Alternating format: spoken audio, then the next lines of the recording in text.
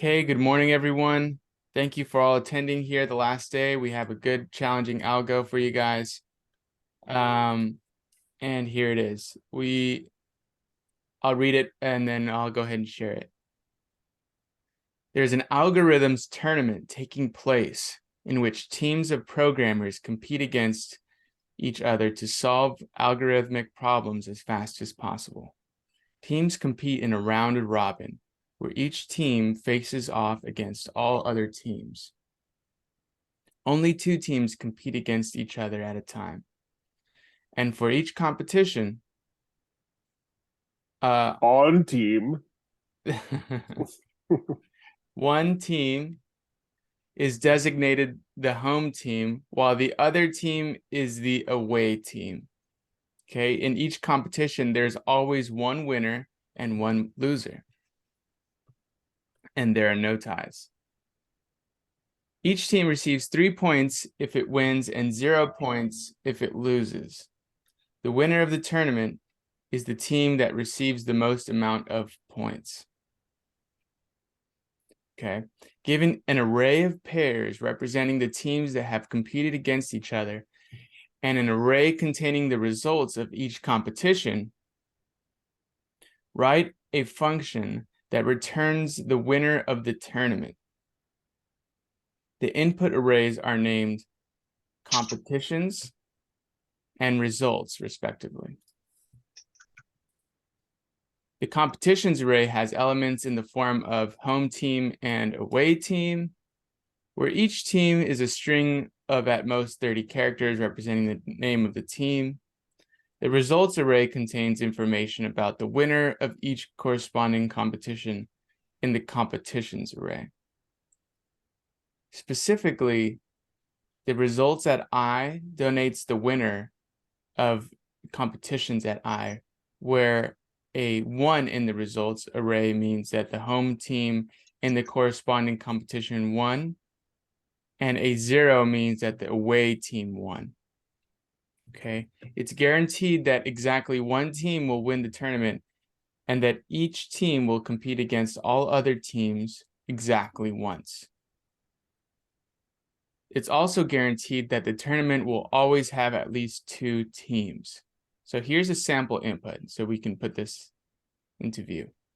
We have an array of competitions, and we have the home team and the away team. That's the order, home team, away team. So right now, HTML is the home team, C# is the away team. So if we have a 0, what does that mean there? C# wins. Yeah, the away team won. So C# won this one. And then we have C# versus Python. And we have a 0. So that means Python won.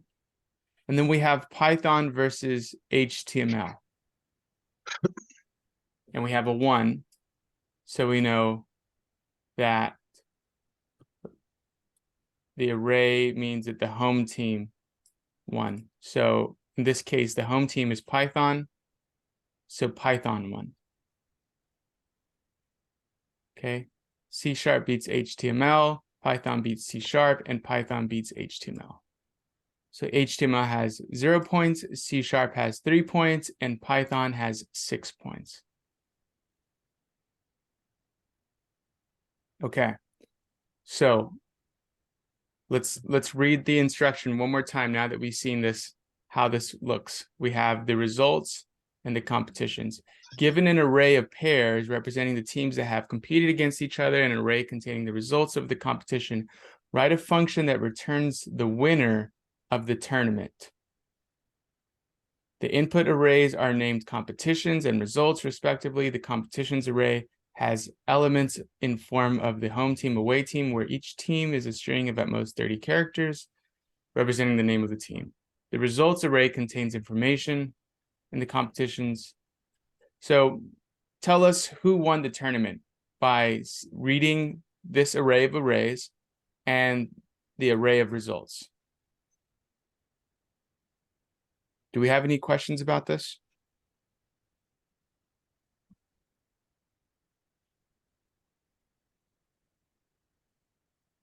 Okay, great. All right, I'll go ahead and copy this code into Discord.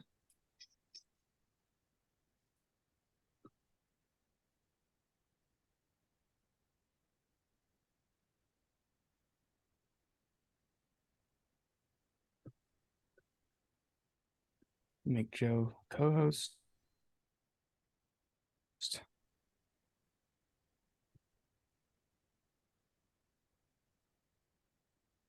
And I'll start the breakout rooms.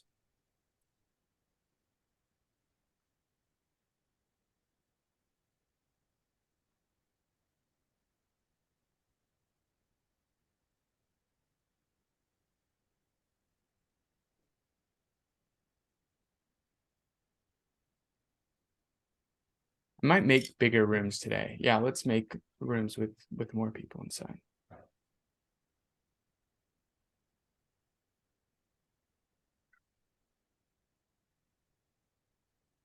So is whoever wins just chosen at random? Is that what we're supposed to do, you think? Or No, well, you have this example of inputs, and you can try with any types of input. It just has to read an array of results, which is zeros or ones, right? and the competitions. Oh, okay.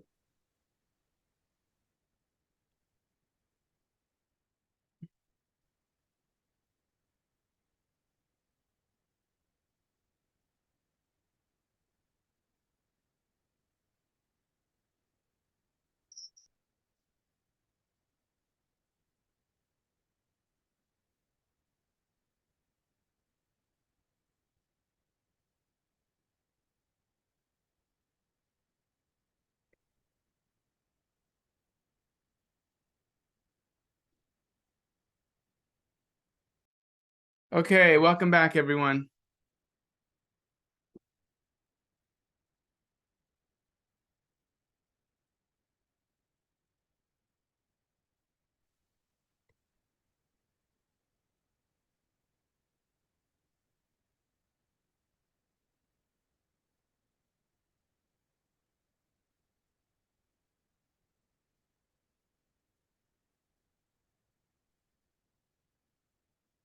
Okay, let's get started.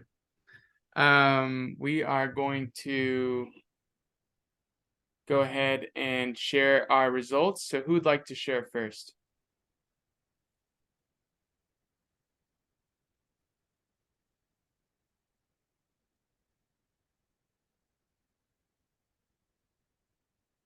Start picking on groups here. I'll share. Thank you, Clark.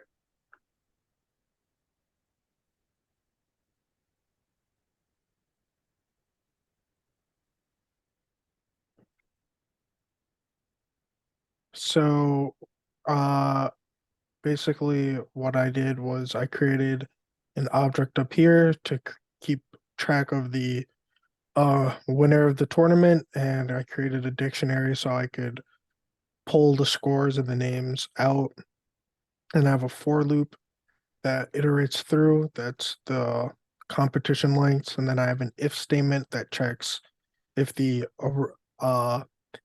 home team loses. And then it adds a score in the dictionary +3. And then it checks to see if the winner needs to be updated. And then the else statement essentially just does the opposite for the other index. It checks if the away team lost.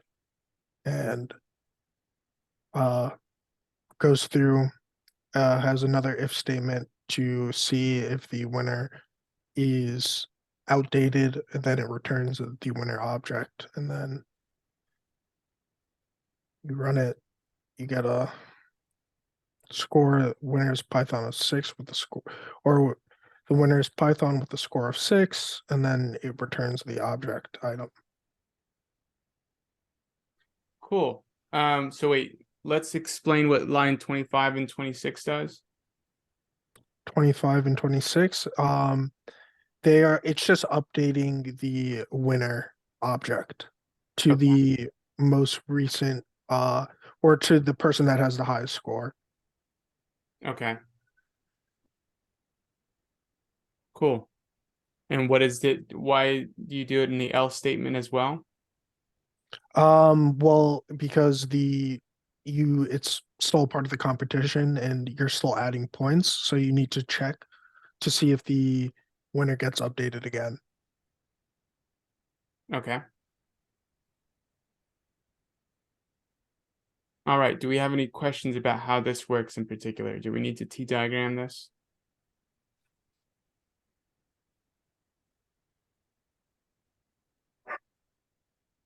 We can T-diagram it at the end. Mike, would you like to share your group's answer? Good job. Sure. We did essentially the same thing, just without an object. It ended up being a little bit longer in terms of what we needed to do. But rather than using the object, we just set variables for the different things we needed to check, and then set variables. These winner in array and loser in array is just for an initial check to see if we have already inputted the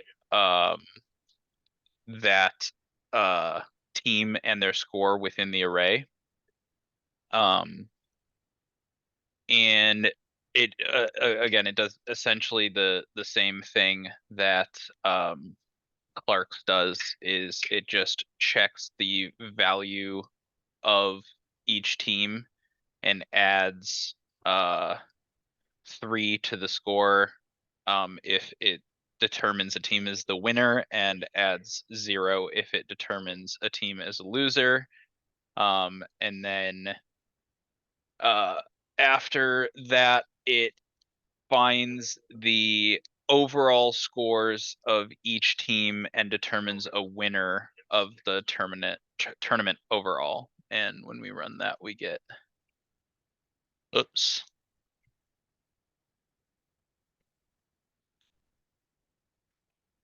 C# beats HTML, Python beats C#, Python beats HTML.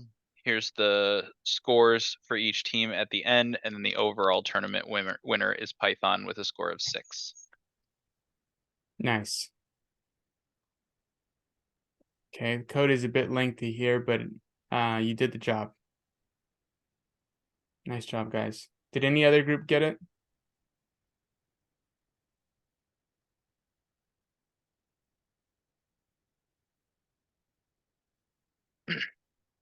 Did my team go already? No. Our team got it. Okay, let's share your answer, Spencer.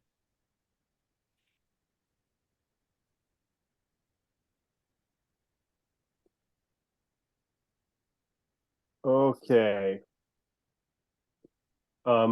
We have the values of the inputs up here. I just commented out everything in between it. Here's our function. The first thing we do is we went the object route. So we instantiate an empty object. And then with a nested for loop, we move through the competitions array and we pass the values of the team names into the object if they're not already in it. So if it doesn't find the team name in the object, it passes the team name and then sets the value for the key, which is now that team name to be 0. So now my scores object has each team name in it one time, and the value for each team name is 0. Then it moves through the competition array and reverses the second dimensional arrays inside of it, so that the results array equals the index of the winner instead of being the opposite. Okay. Then it goes through that array again and adds 3 to the value of the team name in the scores object that's at the location of results in the competitions array. Okay. And then it goes through that finalized object and console logs the key with its value in this string, which leaves us with that. So on line 95, you're making a for loop to go through the object, basically. Yep, it just goes through and prints the keys and the values. Nice. So I hesitated to say we got it because we knew how to do it. We were weak on the syntax, and Joe came in and helped us with the syntax. Cool. So we had the logic down. I just didn't know how to type it. And so Joe helped us figure out how to type it. Right. Yep. Knowing the logic is half the battle, and then when you know how to type it, then you have everything. Sounds like And programming. to me. so the difference between like Clark and Spencer's and our group is using an object, you have to declare less variables for checking individual values because you just run through the object rather than each individual array. Right. It's like you have two arrays and you have to constantly consider how those arrays align with each other. Where if you replace it with that object, now your indice is the name, the team name or something. So it just removes that need. That makes sense. Hey, Clark, would you mind sharing your code in the Discord or in the chat?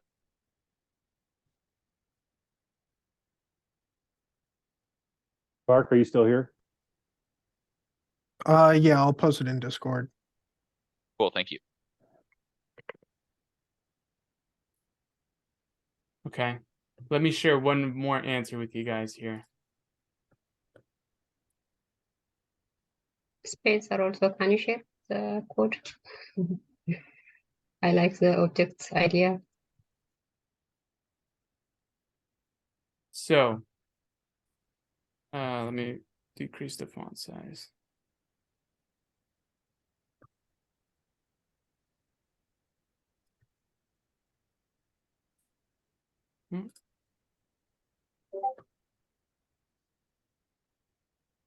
Here we have the competitions and the results.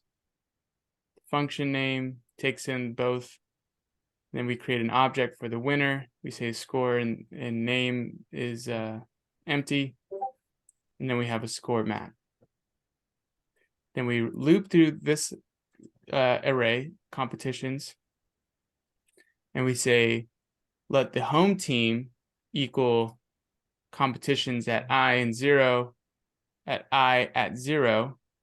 And the away team equal competitions at I at 1. So I just created some variables to define who the home team and away team are. And then we say if results at I is equal to 0, then score map at away team. So this score map at the away team equals score map at away team or 0 plus 3.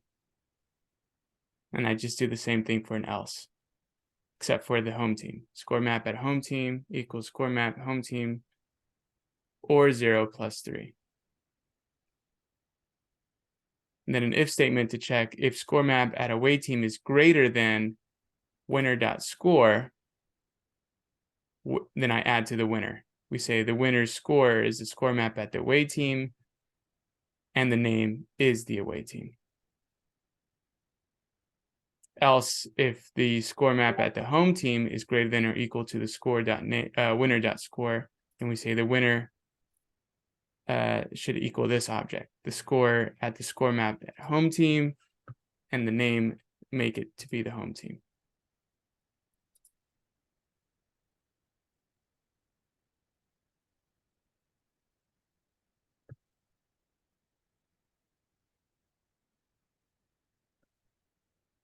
Is my node not running here?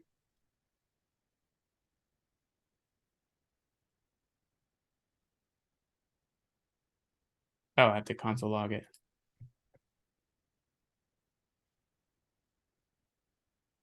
Log tournament.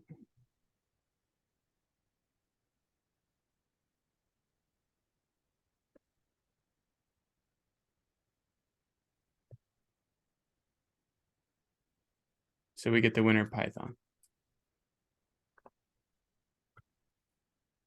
Cool. I can post this as well if you guys want to take a look at this and digest it. And we've gone well over the hour here, so we need to end unless we have any other questions here.